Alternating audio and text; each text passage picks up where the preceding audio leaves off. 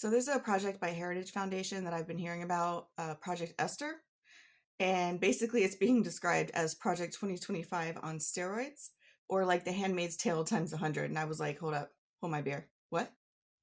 So I looked it up. There's a lot of misinformation about it, so we're going to talk about it. My video will probably be suppressed because it's a very sensitive subject, but we're going to talk about it anyway.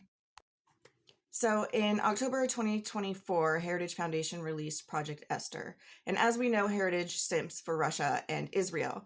This project deals with the Israel aspect of it. And I need to let you know, like, this is coming from a perspective of someone who recorded the war crimes of what Netanyahu was doing in Palestine, even before October 7th. I recorded the war crimes and I submitted them to the UN when they had their call for it. So I am very aware of what Netanyahu was doing over there, and he was unaliving children even before October 7th. So Project Esther is basically the Trump regime and Heritage going after the universities. I think last year they went after about 60 universities, did investigations into them, and we saw a little bit of their tactics that they used against the students. That is Project Esther. When they went after their visas, they revoked their visas. They did campus funding cuts to the universities. And then they used ICE enforcement to go after the students. That is Project Esther.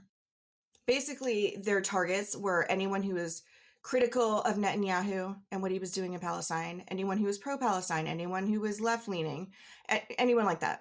Like, they were going after them, while completely ignoring the anti-Semitism on the far right, the extreme anti-Semitism on the far right.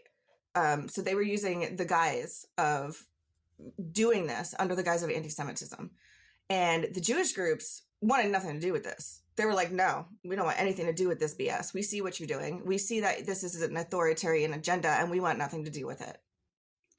So in response to Heritage Foundation's extremely polarizing Project Esther, a group called the Nexus Project came up with the Shofar report. And while Project Esther targeted progressives, the Shofar report was extremely sharply critical of the Trump regime, describing their policies as authoritarian in nature, especially them going after the universities and the students. So in stark contrast to Project Esther's ridiculousness, the Shofar report's message is to resist authoritarianism while supporting democracy and protecting political expression and academic freedom. So in conclusion, screw Heritage Foundation, screw the Trump regime, and screw Netanyahu. Hate has no home here. Unity is the only way we will get through this and beat them.